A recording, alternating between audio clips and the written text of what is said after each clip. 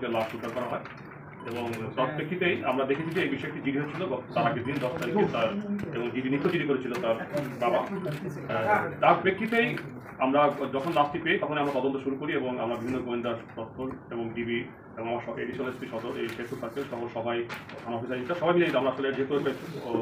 বালকের লাশ সেটাকে আমরা গুরুত্ব সহকারে তদন্ত শুরু করি এবং পরে আমরা সন্দিগ্ধ হিসেবে প্রথম ইমদাদুলকে গ্রেপ্তার করি এবং গ্রেপ্তার করার পরে সে ব্যাপক জিজ্ঞাসাবাদ এবং বিভিন্ন তার তথ্যপত্র তার সঙ্গে উপস্থাপন করার পরে এক পর্যায়ে সে স্বীকার করে যে এই হত্যাকাণ্ডটি সেই ঘটিয়েছে এবং সে একাই করেছে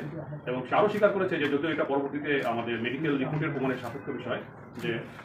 তাকে বলাৎকার করেছে। প্রথম হলো বিষয়টা ছিল তার প্রাথমিক যে আমাদেরকে যেটা জানিয়েছে যে 10 তারিখে সকাল 7:30টার দিকে এই তামিম ওই মাছের যে খামার ওই খামারে গিয়ে সে তার কিছু মাছের খাবার সেখান থেকে নেয় এবং এটা দেখে ফেলে ইমদাদুল এবং যেটা জেনেছে কিছুটা মানসিক বিকৃত এবং সে তখন তার সঙ্গে এই খারাপ কাজ করা তাকে বলে সে প্রথম রাজি না হলেও পরে তাকে ভয় দেখানো যে সে খাবার নিচে নাহলে তাকে বলে দিবে তো তাকে টর্চার করবে। এক প্রেক্ষিতে ছেলেটা রাজি হলেও কিন্তু যেহেতু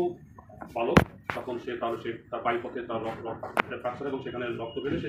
চিৎকার করলে সে যখন বাইরে কেউ জানতে পারে চিৎকার তখন তাকে গলার দিকে সেটা হত্যা করে এবং ওইখানকার একটা বস্তা ভরে লাশটা নিয়ে সে তার পুকুরে ফেলে দেয়। বলেছে তার বক্তব্য যে আমরা আলামতগুলো জব্দ করেছি যে যেখানে যে